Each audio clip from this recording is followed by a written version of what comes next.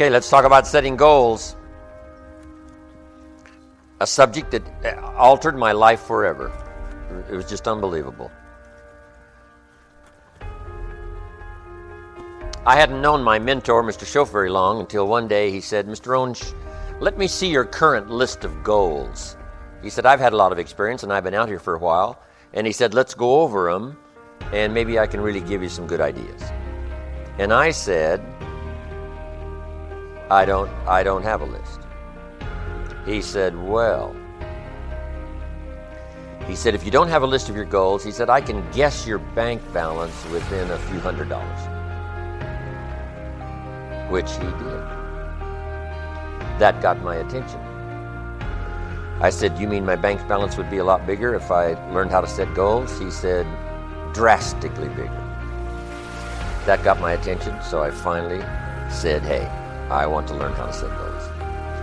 It is a fantastic skill to develop, how to design your own future.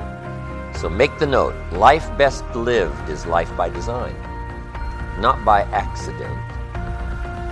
Not just, walking through the day, careening from wall to wall and managing to survive.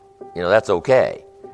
But if you can start giving your life dimensions and design and color and objectives and purpose, the results can be absolutely staggering. Key phrase, here's a chance now to use your imagination.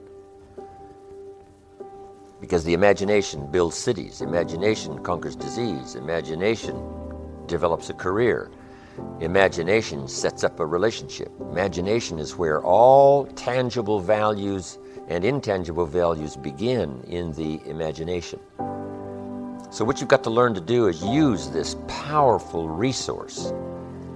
Now sometimes all by ourselves it's a little difficult sort of to get it going. That's why a little workshop like we're going to do today is sometimes very helpful. When someone does a little coaching and says, "How about this niche?" You say, "I never thought about that. That ought to be easy to do." And the first thing you know, you're going. All the stuff I've done, this is not any new stuff. You could have thought of all this in your lifetime. But in a concentrated way, like 2 days, if somebody comes along and says, "How about," jot this down, you say, "Yes, I can understand that. I thought about that," and I sort of dismissed it. That's why 2 days is so valuable, or 1 day, or whatever, a seminar, so that somebody takes you through some things that you could have thought of by yourself. You could have done your own research. But why not capsulize an event like this for a couple of days and then go through it and let it stimulate you to widen your life, whether it be your career or a relationship or financial independence or a project that you're working on, whatever that is. This kind of time is so valuable. And it's true, it's why the cassettes are so valuable. Brian Tracy is right. It's called University on Wheels. Turn your car into a mobile classroom and just get this stuff, right? When your hands are busy and your mind is free. Why not utilize that time to learn another subject, to pick up another skill, to be reminded of another important value in your life that being so busy has got you distracted. It's a unique way to do that, right? Not just to sell cassette tapes, but because it's a great way to pick up the extra learning and increase the momentum of your upward curve of self-development and self-education. And that's why that is so important. But now, tapping this resource of the imagination and thinking about your future, thinking about tomorrow, as early as tomorrow or the rest of the day, and thinking on out the rest of the year, on into the next century, on into the early years of the next century. A workshop like we're about to do helps call your attention to that so you can use your imagination to start prospecting for the future, what could be possible for you. So make a little star there now that says, finish this later. And then I want you to add these notes. My mentor, Mr. Schoaf, when I'm 25 years old, said, Mr. Rohn, I think you should set a goal to become a millionaire. And I thought, well, that'd be interesting. You know, $1 million sounds interesting. And then he added this that changed my life forever. It was a twist on philosophy. Here's what he said. Set a goal to become a millionaire for what it will make of you to achieve it. Set a goal to become a millionaire for what it will make of you to achieve it. I had never thought about that before. So the major reason for setting goals is what it makes of you to achieve them. The muscle you must develop, the thinking you must develop, the skills you must develop, the person you must become, what you must know about the marketplace and how to serve the customer and how to do the deal. All the stuff you learn and become and learn and become and learn and become. That's what's valuable. That's why you go for something fairly lofty. Here's what we learn in leadership. Don't join an easy crowd where the expectations are low or where they don't care. The problem with that is you won't grow. Go where the expectations are high. Go where you're challenged to study, read, change, develop, learn the next skill. Because it's the challenge that creates the muscle.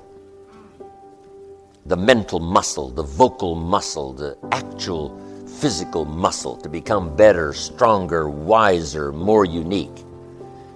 And Mr. Schoaf said, when you become a unique person worth $1 million, then here's what he said, now you could give the money away because the money is not what's important. What's important is the person you have become. I got the message. Why would I do a 2-day seminar? I don't need the money. Here's what I do need, the continual exercise of challenging myself to search for the vocal answers that helps people to see. To struggle with the vocabulary that tries to make it clear for me and maybe makes it clear for you. Why would I give up that exercise that makes me grow year by year and develop year by year? See, I wouldn't give up this unique challenge to challenge myself, to be up to date, that when the century turns, I'll be ready for it, regardless of age. Age doesn't matter. What matters is state of mind. What matters is skills. What matters is development. What matters is personality. What matters is charisma. What matters is your reach, your influence. What matters is those extraordinary things that all humans can accomplish within themselves. See, that's what matters. And if you stop that process, it isn't a matter of the money stops. What stops is your personal development stops.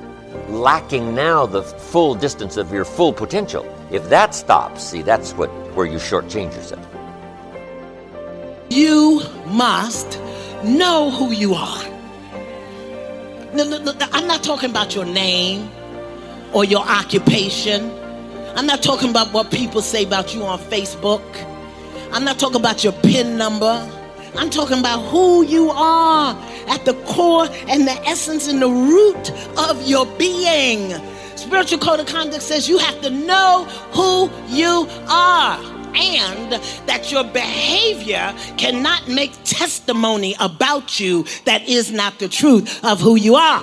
When you have a spiritual code of conduct, and when you know who you are, if you ain't a hoe, you don't act like a hoe. If you ain't a deadbeat daddy, you don't act like a deadbeat daddy. If you ain't a gutter snipe, you don't act like a gutter snipe.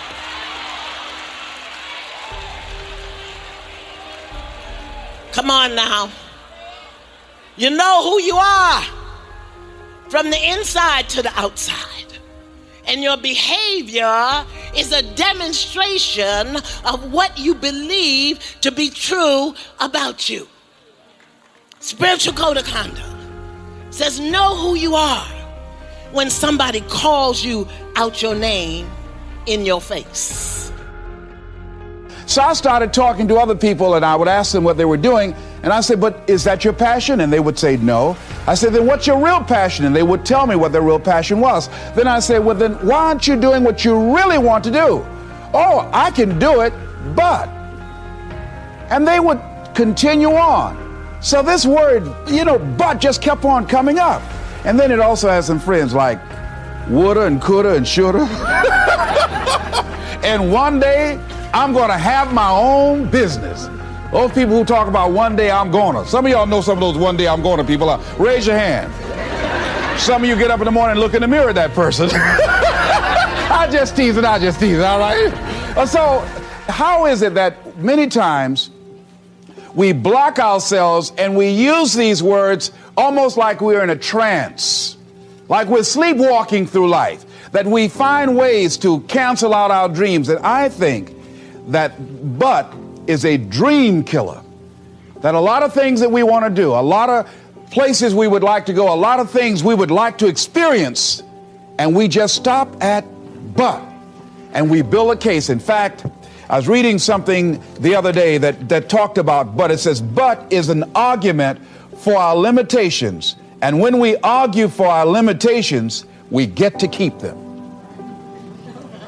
See, but will cause you to procrastinate, but will cause you to hide out behind fear, but will cause you to come up with all type of excuses that you can validate your inaction and not acting on your dream. And right now, more than ever, people need to look for ways to live their dream. People need to look for ways to make it on their own. There is no such thing as job security. There's no such thing as a storm-proof or tragic-proof life. There are no guarantees today, ladies and gentlemen. The illusion is gone. There was a time when we graduated from high school, you were told, go to college and get out, and you go and work for a corporation for 30 or 40 years, they'll give you a gold watch and you'll retire. Special announcement, that day is gone. That day is gone, never to return again.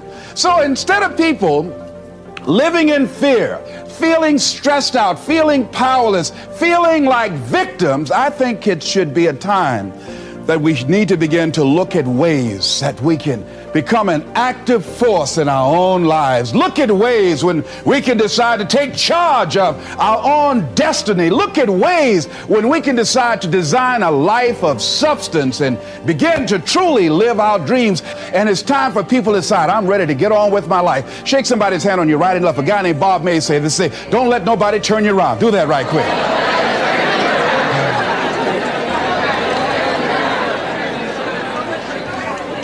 Now, a lot of people say, I'm going to live my life one day when things get right. When I get all my bills paid. When I get my feet on the ground. I say, what have you been walking on? See, there are no problem-free moments. A guy named Dimples had a record one time called, If It Ain't One Thing, It's Another. And I say, if it ain't one thing, it's 12 others. Always something there to build a case on why you can't move on, why you can't grow to the next level, why you can't begin to manifest your greatness, why you can't begin to live life on your terms. Always something there to block you, to keep you where you are, and keep you from beginning to develop your true greatness. Always some fear. How do we handle it? And I'm saying that if you've been hiding out behind but, if you've been using the fact that you don't have enough money or you don't have the education, take it head on. Go get the education. I was saying to a guy the other day who was saying, I said, how old are you? He says, 47 years old. I said, your sister tell me that you can't read. He said, that's right. I said, why? Well, I didn't go to school. I said, excuse me, how old are you? I'm 47. 47? Yes. And you can't read or write? Yes. Have you ever heard of adult school, adult education? Have you decided that you should learn how to read to begin to expand your world? Why are you using that as a racket? Why don't you decide now that you're going to expand your world, that if other people can learn, you could learn too? Well, it's hard for me. Have you been and sit in a class yet? Have you signed up yet? No, I haven't. See, a lot of people say no, ladies and gentlemen, to things, and they don't even know what they're saying no to. They haven't even challenged themselves. He hasn't even gone to sit into a class and say, teach me how to read. Instead, it's been easier for him to go through life, he thinks, trying to play a whole con game, pretending he knows how to do something that he doesn't know how to do. And you know what? Most of us go through life like that. Most of us go through life pretending that we're satisfied where we are, pretending that everything is okay, pretending that we don't have any special goals or ambitions or desires, when really deep down inside we do really want more. But if you look at our behavior, if you judge based upon what we do, that really will tell you some true stories about people, because you have to judge a tree by the fruit it bears, not the fruit that it talks about. See, a lot of people pretend that they want more out of life, but all you have to do is watch their actions. That will tell you something. So I used to pretend that I wanted to lose weight, but how could you tell I was pretending? Watch me when I have a piece of sweet potato pie. In terms of finding your purpose, that seems like it's the first step, is getting comfortable with yourself, understanding that. How do we take that next step towards finding that purpose? Yeah, so for me, I define it as your passion is for you, your purpose is for others. So your purpose is when you use your passion to serve others. That's the link. So for me, the focus actually first becomes, what's your passion? Like, what are you passionate about? What do you enjoy doing? And then the parts that's usually missed. So everyone hears follow your passion, find your passion. It's like a cliche, it's everywhere. The difference is get really good at it. Like, get so good at it. And everyone always misses that point. You can be as passionate as you want about tennis, but if you're not really good at tennis, no one's gonna care and no one's gonna take note. And I think that's often missed, that not only do you need to find what you're passionate about, you need to turn it into an expertise, which is undeniable. And that requires the hard work, that requires the work ethic, that requires the early mornings, that requires the training in whatever field you wanna be. And that's gonna make you successful. So when you figure out your passion and you get really good at it, you're gonna become successful. But you're only going to be happy when you use that success to help other people. And then you've got to figure out that link to purpose. So you're going to find your purpose. So when you realize, hey, I'm really good at this, I love it, I get a lot of happiness from doing it, when you start using that to make a difference in other people's lives in any way, it automatically switches into a purpose. So you don't need to find your purpose. It's just an automatic evolution of finding your passion and being really good at it. And that's where we're messing up, that we haven't found something we love, and we haven't found something that we love that we've got really good at. So what we usually do with our lives is we do things that we're not good at and don't love, right? Or we do things that we're good at but don't love. And we need to switch into the spaces of things that we love but are not good at and get really good at them, and start finding out things that you are good at and you do love.